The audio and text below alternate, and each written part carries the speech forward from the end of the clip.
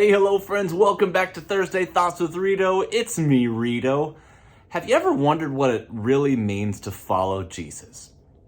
That was a question that was asked of me and a group of friends having lunch yesterday, and some really fascinating conversation resulted from it. And it's so interesting because when we start thinking about the Christian faith, invariably at some point, following the rules comes back up.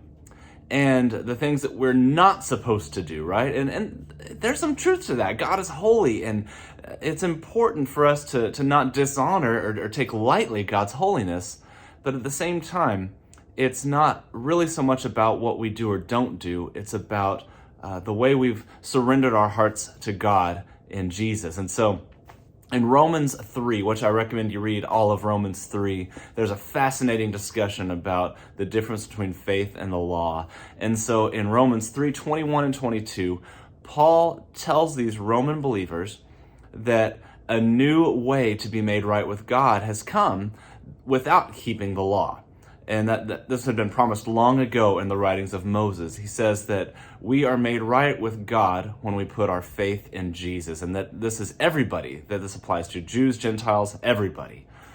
And this is just such an important reminder for me, and I wonder if it's an important reminder for you too.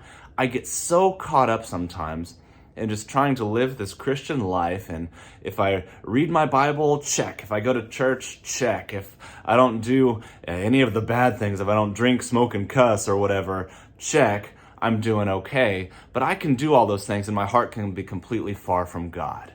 And at the end of the day, it's about following Jesus, letting him into every part of our heart and mind and life, and letting him transform them to look more like him.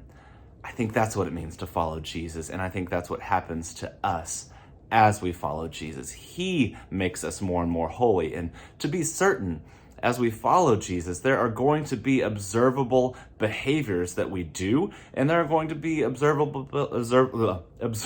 behaviors that we don't do. But it's not about the behaviors. Don't put the cart before the horse. It starts with Jesus. It starts with faith in Jesus, not just an intellectual assent to some ideas about Jesus, but a full-on trusting every bit of our heart, soul, and lives that he has made us righteous, that in him we've become the righteousness of God.